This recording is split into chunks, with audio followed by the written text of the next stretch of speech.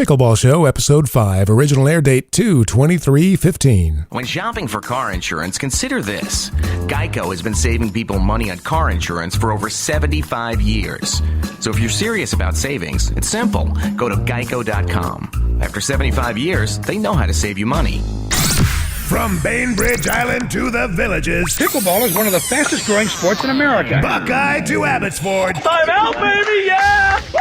St. George to Rochester and all points in between. If you've heard of pickleball or you already play it, then you know. This is the Pickleball Show. Hello, my name's Wayne Mugley, pickleball lover, and here's the host of the Pickleball Show, Chris Allen. Thank you, Wayne, and welcome to the show dedicated to helping you play better pickleball, winning pickleball, while having even more fun and meeting new friends along the way who share your passion for this great game. I'm your host, Chris Allen, and you say you want some tips, you want some tactics, you want some strategies, you want some fundamentals. I know one guy you should be listening to, and that is Coach Mo. We're going to talk to him in just a few minutes. Coach Mo, the man who can single-handedly raise real estate prices in the Villages at least 2%. Don't you think? You know, people, he's a draw. People come, they want to play pickleball, they want to live in pickleball heaven. And it's like, ooh, Coach Mo, I could run into him on the court. He could give me a few tips, some pointers, some, little private coaching, that kind of thing. Yeah, I want to live here. I'll pay a little extra for that. Looking forward to talking to him in just a few, but first I want to hear from you. The Pickleball Hotline. It's open 24/7. You can call it anytime. 1-855-PB-SHOW. That's 1-855-PB-SHOW. Hey, Chris, this is Tim from Edwardsville, Illinois. I have a comment and a question. First, I love the show. Keep it up. And my question is, I'm fairly new to the sport, been playing about 9 months. And what I'm seeing at the few tournaments I've been to, I guess I don't understand the rule, or maybe people are fudging on it, but the underhand serve, or the motion that's supposed to be underhand, I see a lot of people using what looks to be like a side arm motion almost, where the head of the paddle is not below the wrist. And I'm just wondering if I'm misinterpreting that, or what's going on with that. Tim, you raise a good point there. We've actually had some other calls and emails regarding this topic. And if you remember in a few episodes ago when we talked to Gail Leach, the author of The Art of Pickleball, she said that the number one thing she hears from her readers in terms of questions and pet peeves is regarding the serve, and why is this serve legal and this way isn't legal, and all this kind of stuff. And you watch videos of the nationals, and these are the top players in the country, really the top in the world probably, and a lot of times I'm sitting there watching it on YouTube and I'm thinking, man, if I went down to my local gym tomorrow and served the way that guy's serving, I don't think it would be one game before somebody pulled me aside and said, "Hey, buddy, you need to get that serve a little more underhand there. You're really doing some sidearm action there." So you know what we need to do? We need to have a special episode of the Pickleball Show devoted entirely to the serve. I'm going to work on that, put it together, and be on the lookout for that coming up soon. Let's get to the bottom of this and answer this serve question once and for all. Okay? All right. Tim was in Illinois. Let's head down to Texas. This is Nanette of McAllen, Texas. I'm a fairly new pickleball player and going to my first tournament playing women's doubles. And I'm curious, is there one or two common mistakes that beginner doubles teams make out on the court, either as individuals or playing together when they go to their first tournament? Some particular thing that they're getting too excited or not excited enough about and making crazy shots. In what respect? What thing could they probably improve on the most? Nanette, I would say that the thing that's going to make the most difference for a new player or a new team playing in a tournament is showing up early and getting used to the venue. That, to me, is the number one game changer, because if you're new and you haven't played in a lot of different places, things are going to really sound different to you. They're going to feel different. The colors of the court are going to be different. The color of the lines might even be different. And if you can take advantage of the practice day, usually it's the Thursday prior to the tournament starting on a Friday. If you can get there a day early and take advantage of that, that would be great. Or if you can't, show up super early Friday morning and try to get a little court time and get used to just the venue itself, the sound the ball makes, the way it feels, the bounce, all those things. So get there early, get used to the venue, and then after that, you can relax, you can play your game, and play as well as you possibly can. Good evening, Chris. This is Dave from Rochester, New York. Just wanted to tell you, great job so far. I really love listening to your show. And I wanted to let you know that I was a physical education teacher, and I started teaching pickleball in 1983 to my PE classes, and the kids loved it. I never played myself because I was too busy teaching it, and picked it up in roughly 2008. Played in a lot of rec leagues and so forth, so on. And I just wanted to rant and rave or give a little pet peeve, two of them in particular. One is when paddles are in a box ready to play in a game, people coming and moving their paddles so they can play with their favorite people and not wanting to play with the lesser skilled players. Another pet peeve, which is a major one, is when I'm picking on the guys now. When I play with again, I'm not being sexist or discriminatory, but when I'm playing with a woman who is a beginner, less than a year experience, playing against two males, very experienced players, and they're just jamming it down her throat. How does that promote the game? And I see more of this, men doing this, and it discourages the women from even wanting to play. So, again, picking on a lesser player instead of just putting the ball in play and having fun. I do realize there are different levels. So, again, those are my pet peeves. You'll be hearing from me on a regular basis. Sounds good, Dave. Call anytime. Look forward to hearing from you. Yeah, I haven't really run into that a whole lot in pickleball, but I'm sure that it does happen, what you describe. I had mentioned in the original episode that in my 30s, I had played a bunch of volleyball, not beach volleyball, but 6-person on a side, just in a gym, local fitness center, that kind of thing. And, mixed skill levels and a lot of nice women that would come and just want to play to get some exercise. And there were some guys that would just want to haul off and really spike that ball. And they wouldn't discriminate. They actually liked it when, one of those women, it was their turn to block them because they knew they weren't going to get any opposition and they could really just have a free shot at the ball. That's a tough problem to address because it's more of a character issue than it is anything else. It's just bad sportsmanship on their part. One thing that you can do, make sure you don't confront them in front of everybody because that's just going to lock them into that position and they're going to claim they're not doing anything wrong, or if you can't stand the heat, get out of the kitchen, no pun intended.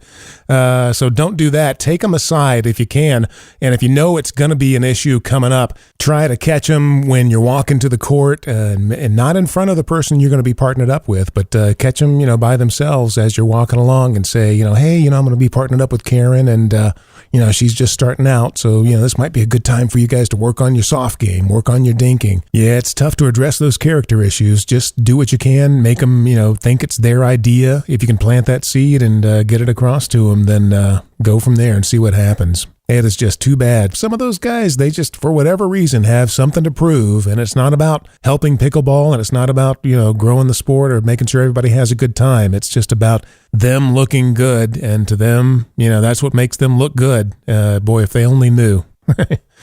All right, thanks for everybody for the calls, and Pickleball Hotline, like I said, is open 24/7. Give it a call, 1-855-PB-SHOW, and everybody that called today and all month of February, you are now entered to win the free paddle from pickleballpaddlesplus.com. Head over to the website, check it out, see which one you want, because it's any paddle you choose. We'll be picking a winner next week. Coming up, Coach Mo here on the Pickleball Show. When shopping for car insurance, consider this. Geico has been saving people money on car insurance for over 75 years. So if you're serious about savings, it's simple. Go to geico.com. After 75 years, they know how to save you money.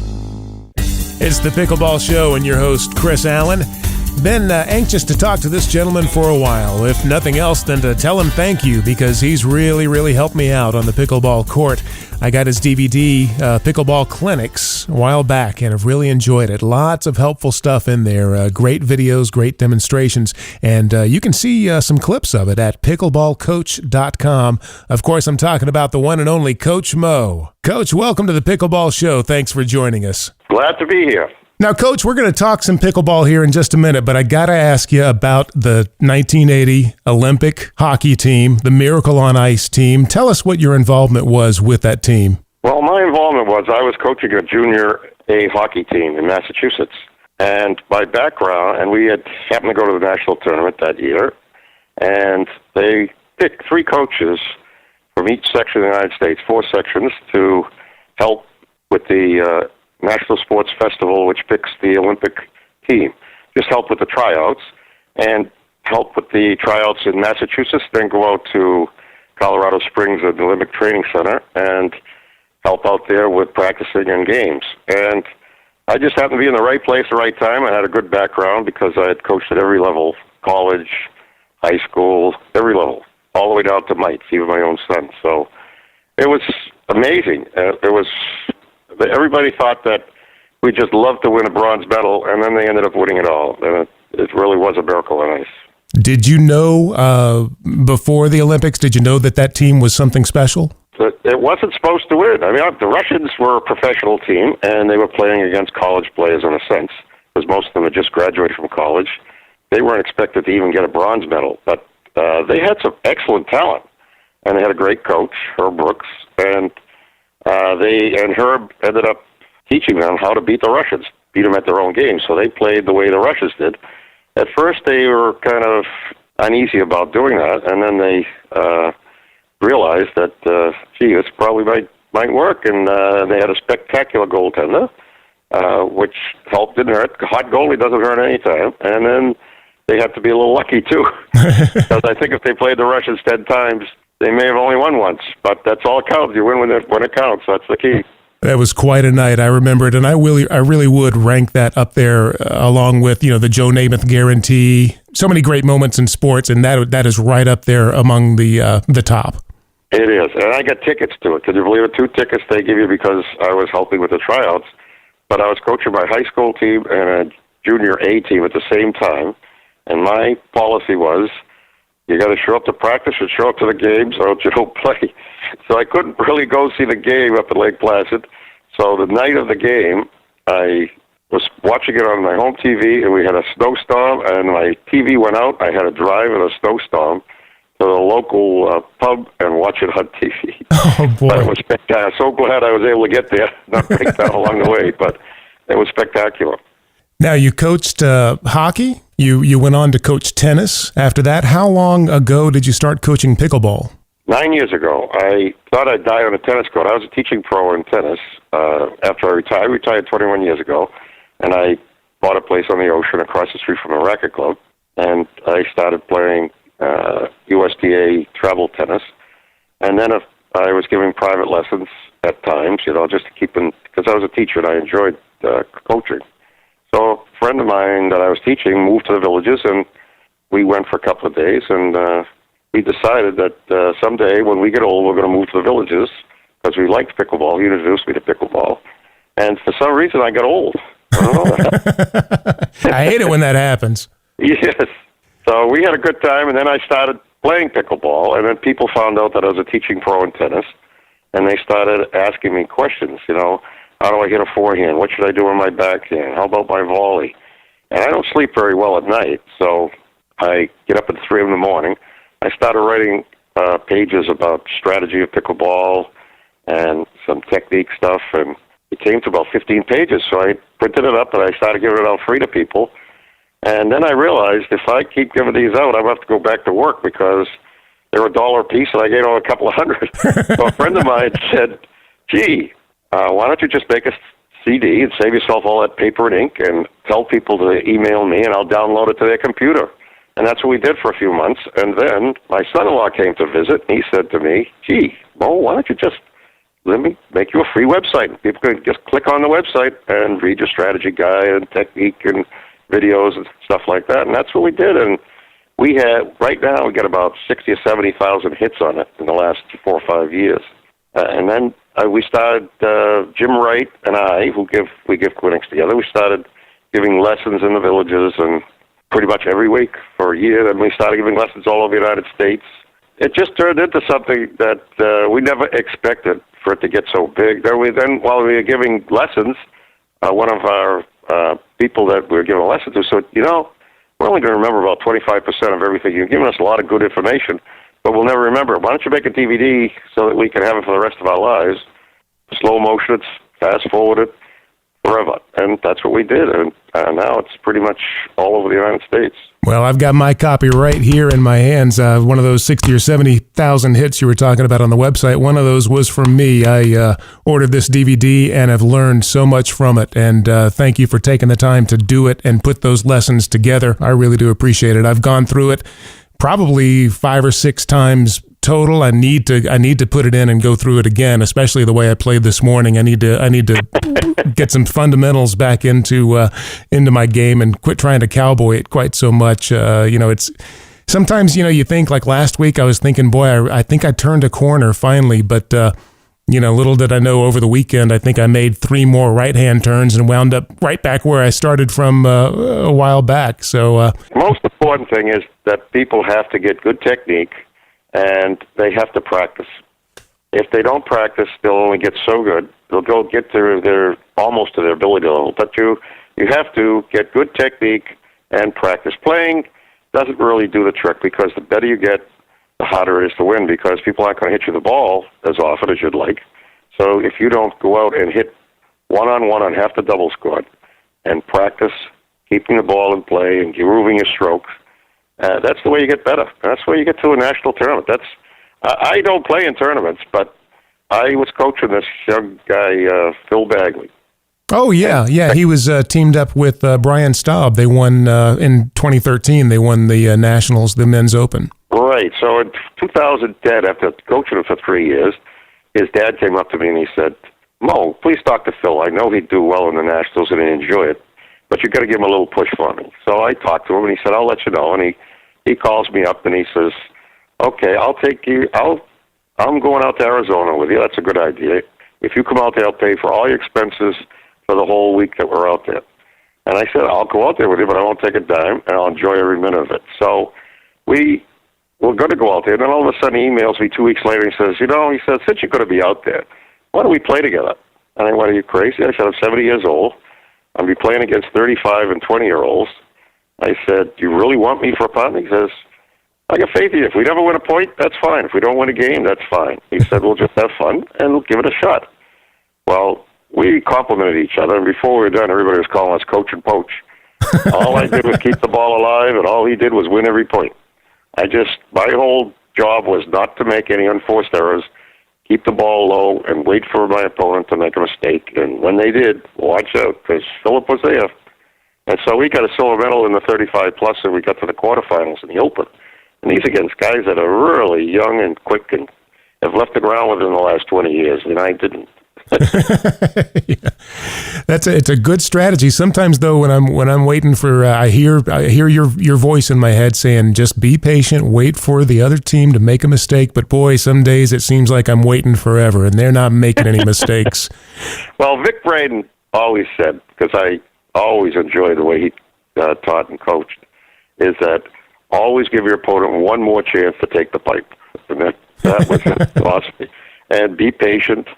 Keep the ball low, always at the toes. Every time you hit the ball, keep it at the toes. Down the middle of the court 80% of the time. And if you go down to the left person's left foot, when you're looking across the net, the person on the left, his inside foot, low to the backhand. If you've never seen anybody play before, low to the backhand is probably 95% of the people is their weakest shot. And low to the backhand, you got 10 feet in both directions to make a mistake. You're going over the low part of the net. It's 2 inches lower down the middle of the court. And the best part is you're causing confusion between the two players, and they look at each other sometimes, just let that ball go right between them and don't even swing at it. Yeah, boy, I know that feeling. The the high percentage place to put the ball. And I noticed recently you've released a video that talks about down the middle shots and why the middle is so important. And 80% of the time, it makes sense to put the ball there. And great video. Yes, we combined two of them into one sleeve now. It's like an addendum to the first one, which it's about the soft game and the split step. The most important thing in pickleball is to split step every single time your opponent touches the ball. Every single time. That could be 200 times a game. You have to stop where you are, split step, and be ready to take any low ball or be ready to cross step and take the ball in the air. So if you do that, you'll be in a good, balanced, ready position, and you'll be a much better player. I just keep wanting to hit on the run all the time, and I tell myself, I have a little conversation in my head. I think, I know I shouldn't be doing this, but then I say, well, just this one time, and then I'll do it the right way. And that one time keeps going point after point after point. And I really need to work on that and just stop hitting on the run. If anybody's listening, they could just pull up a Google tennis split step, and they'll see all the best players in the world, the best coaches in the world, explaining why that is so important in tennis. And pickleball is tennis. It's just a variation. It's what's great about pickleball is you can slow the game down. I could not, if I played at a 5-0 level in tennis at 70, I would not get one single point because they hit 120-mile-an-hour serves, and the court's so big, and they rip the ball, and I can't slow the game down to my pace. Pickleball, you slow the game down. When somebody puts a tough shot at you, you just drop it back into the kitchen, and you get up to the line. You play the game from the line, 1 inch from the no volley zone line, or a 1.5 feet outside the baseline, or on your way to the line. You should be always on your way to the line, not in no man's land or no woman's land. Now, one of the best ways to get up to the line if you're serving is to hit that third shot, drop that third shot into the kitchen, and that is one of the most difficult shots that I've encountered, and I keep going back and forth with it. If I hit too low, it seems like I'm deep into the kitchen or even beyond the non-volley zone. If I hit it too high, though, I'm shallow in the kitchen, which is nice, but then there's so much bounce on the ball, my opponent can just step in and slap it away. If I have to err on one side, is there a side? Well, the key is, some people want to go to the right post, which would be low to the backhand to the guy on that side. I think down the middle is a much better place. You should be just trying to give yourself enough leeway over the net so you don't ever make any mistakes. Stay about a foot over the net. The key is to drop it between the no volley zone line and the net, halfway between, if you can do it. And the only way you're going to be able to do it is to practice it and practice it and practice it. And have somebody feed you balls. And it's like throwing horseshoes. I'm sure a professional horseshoe thrower, if there is anyone that does that, when that horseshoe is 2 inches from his hand, he knows if it's a ringer. And after I've hit so many thousands and thousands of dink shots into the kitchen, I can tell the second that ball touches my paddle if I hit a good shot or not a good shot. So if you practice it, and you hit about 10,000 of them. After a while, it becomes a feel. It's not a hit anymore. It's a feel. You can feel it into the kitchen. So you can almost tell with your eyes closed whether it's going to be a good third shot. Exactly. Gotcha. One of my favorite videos in the DVD, the Pickleball Clinics DVD, which, by the way, is available on Coach Mo's website, pickleballcoach.com. One of my favorite illustrations is the radar screen. I don't know if you remember that particular video, but I've told several people about that, and I really like that. And basically, it's if you're standing at the non-volley zone, you touch your paddle to the ground on the right side, then reach over, touch it as far as you can touch it out to the left side, and then look at that kind of semicircle between those 2 points, and that makes what you called a radar screen, correct? Yes, it's a cross step. If you're right up at the line, you really can't cross step. But if you get caught in no man's land, you can cross step. Your left goes to the right post, and your right foot steps towards the left post. And after a while, you know what your range is for your height and your athletic ability. Mm-hmm. And then you are that one quick step. You can cover a lot of area, especially if it's forward, to the left, or to the right. And it's a good position to be in. Now, the cross step is very good when you get older, and you don't have the ability or the quickness that you had when you were younger, the side step is the best footwork there is because you're always in a ready position to hit the ball. The cross step is great if somebody rips a ball and you want to get there quickly, then you cross step and you can cover the whole width of the doubles court one step, one cross. So it's very good, but a lot of coaches say, don't cross step, you want to side step. Okay, that's great, but if you can't do it quickly, you're not going to be able to recover in time to play the next shot if you don't hit a winner.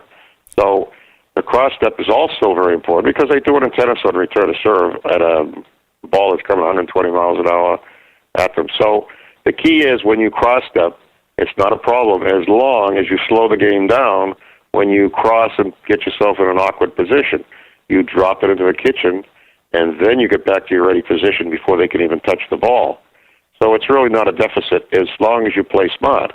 If you rip the ball in your cross step and you're not have enough time to get ready, you could certainly get caught up and probably lose the point because of it. Especially if you've got 1 foot in the kitchen. Yes. Yeah, that cross. Especially when they put it by the post and never go in the kitchen with 2 feet. Always 1 foot. Yeah, go in with 2, you got to take 2 steps to get out. Just step in, lunge in with 1 foot, keep the other foot outside the line, tap the ball softly so that you can get ready again into the kitchen halfway from the no volley zone line to the net, and then get right back out of there and get to your ready position. The faster you hit the ball, the faster you have to get ready. So, and if you're in an awkward position stepping in the kitchen, you better slow the game down or you're going to be in big trouble. Well, Coach, I know that you have to head out to Tampa to teach a clinic, and I'm going to be in big trouble if I make you late for that. There's so many things, though, I want to ask you about. Is it okay if I call you back and we continue this next week? I could talk pickleball for 10 hours, so anytime you want to give me a call, that's fine. I enjoy it immensely. Thank you, Coach. Safe travels, and we'll talk to you next week. That's Coach Mo. You can learn more at pickleballcoach.com. Tournament Roundup with Melissa McCurley coming up next. When shopping for car insurance, consider this. Geico has been saving people money on car insurance for over 75 years. So if you're serious about savings, it's simple. Go to geico.com. After 75 years, they know how to save you money.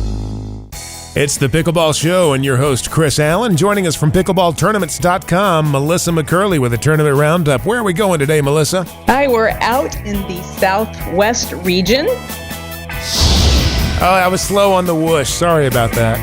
That's all right. I was waiting for it. I can't get on the wave without it. Give me another chance. Give me another chance here. I'll be quicker. All right. We're back in the Southwest region. There we go.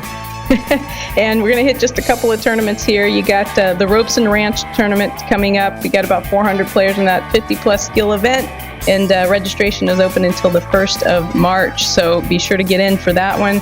Also at Sun City West, you have your Fun in the Sun open till March the 1st. It's a perfect opportunity to come in, be a part of the Arizona Sun, get you a tan before you're heading back to the Midwest, and then don't leave Southwest without making sure you get into the Sun City Spring Slam. This tournament is at the new Marinette Center in Sun City, Arizona. 20 pickleball courts. 8 of them are undercover and open to the outside. So the first of its kind here in the Southwest. So make sure you get yourself registered.